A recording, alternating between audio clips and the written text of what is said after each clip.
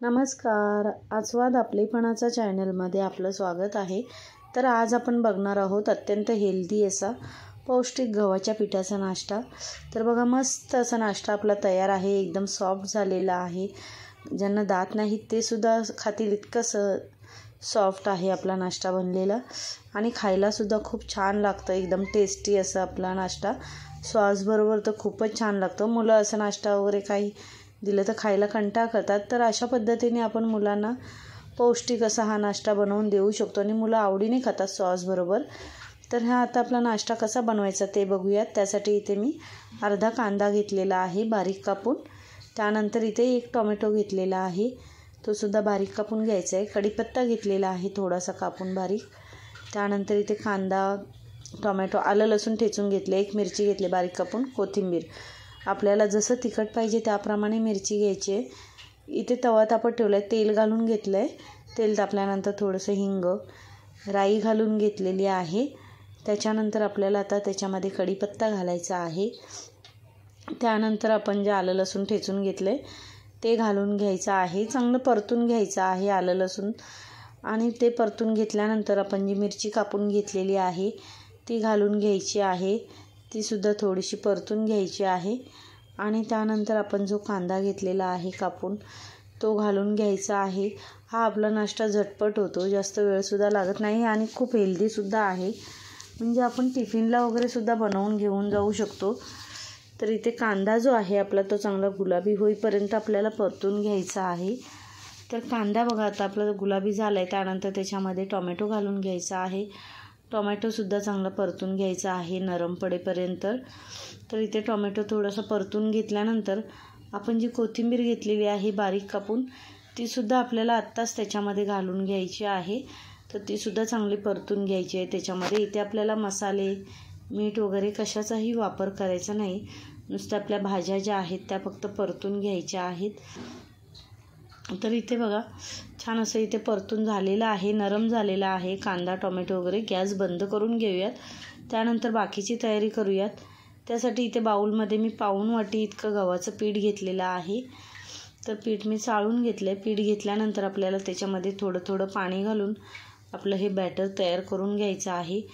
पटकन पाणी ओतायचं नाही, तर एकदम पातळ होईल. त्यामुळे थोडं थोडं पाणी घालून छान असं बॅटर तयार करून घ्यायचं आहे. म्हणजे आपण आंबोळीला वगैरे कसं करतो तशाच पद्धतीचं बॅटर आपल्याला तयार करून घ्यायचं आहे.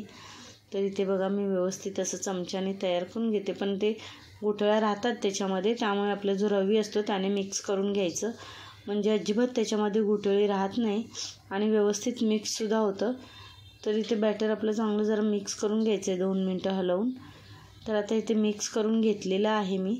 त्यानंतर आपण जे तयार केलेलं आहे कांदा, टोमॅटो वगैरे भाजून घेतलेलं आहे ते सर्व बॅटर घालून घेतलं आहे. त्यानंतर चवीनुसार मीठ घालून घेतलेलं आहे आणि पुन्हा आपल्याला चांगलं मिक्स करून घ्यायचं आहे.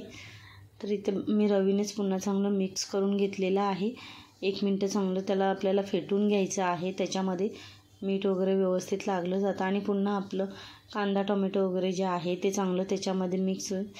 तर इथे बॅटरसुद्धा आपलं तयार झालेलं आहे. तर त्यानंतर आपल्याला तवा तापत ठेवायचं. तर एवढंच पातळ पाहिजे आपल्याला बॅटर, ह्याच्यापेक्षा जास्त पातळ नको.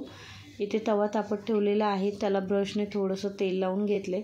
इथे आपण जास्त तेलाचा वापर नाही करणार आहोत, फक्त ब्रशने थोडंसं तेल लावून घ्यायचं. आपलं बॅटर जे आहे ते सोडून घ्यायचं आहे अशा पद्धतीने आणि थोडंसं चमच्याने व्यवस्थित हलक्या हाताने पसरवून घ्यायचं आहे. खूप छान बनतो हा आपला नाश्ता. तर इथे मी बघा व्यवस्थित असं पसरवून घेतलेलं आहे. तेल वगैरे आपल्याला काहीही आधी घालायची गरज नाही आहे. तर आपलं थोडंसं शेकवून झाल्यानंतर ब्रशने आपल्याला थोडंसं तेल लावून घ्यायचं आहे. जास्त तेलाचा आपण वापर नाही करणार, फक्त ब्रशने लावून घ्यायचं थोडंसं तेल आणि मीडियम गॅसवरती छान असं दोन्ही बाजूने खरपूस शेकवून घ्यायचं. तर आता एक बाजू शेकलेली आहे, तर आपण पलटी करून घेऊया. बघा मस्तपैकी अगदी सहजपणे निघाला गेला आहे. तर मस्तपैकी असं आपला धिरडा बघा एकदम छानपैकी निघाला गेला, अजिबात कुठेही चिकटला वगैरे नाही. तर इथे बघा हा आपला जो धिरडा आहे तो मस्तपैकी शेकलेला आहे दोन्ही बाजूने. तर आपण आता त्याला काढून घेऊयात. तुम्हाला मी इथे दाखवते चमच्यावरती. बघा गरम गरम खायला तो खूपच भारी लागतो आपला हा नाश्ता.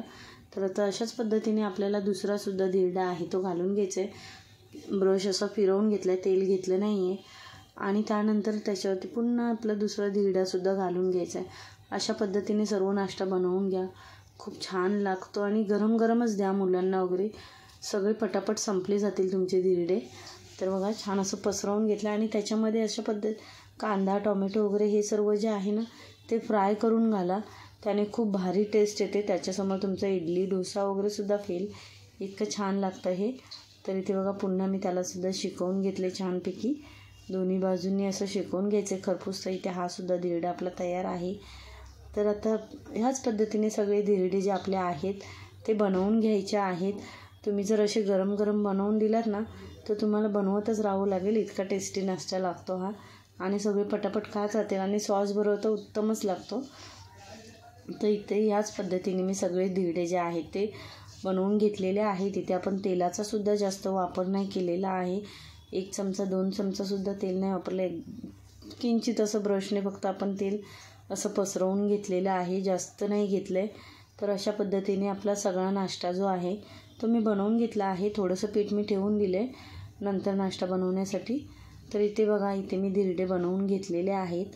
तर मी तुम्हाला दाखवले, छान लागतात आणि टिफिनमध्ये सुद्धा आपण हे नेऊ शकतो. टिफिनमध्ये सुद्धा आपल्याला खायला खूप टेस्टी लागतात. चपाती भाजी वगैरे खाऊन कंटाळा आला असेल तर तुम्ही अशा पद्धतीने हा नाश्ता टिफिनमध्ये सुद्धा बनवून घेऊन जाऊ शकता. म्हणजे आपल्याला 5 मिनटं 10 मिनटं वगैरे पीठ ठेवायची काहीही गरज नाही. अगदी झटपट सहजपणे आपण हा नाश्ता बनवू शकतो. आपण इडली डोसा वगैरे करतो तर बॅटर आपल्याला ठेवावं लागतं, तर तसं न करता अशा पद्धतीने तुम्ही हा गव्हाच्या पिठाचा नाश्ता बनवून बघा, खूप छान लागतो. तर तुम्हाला आजचा आपला हा व्हिडिओ कसा वाटला हे कमेंट करून नक्की सांगा.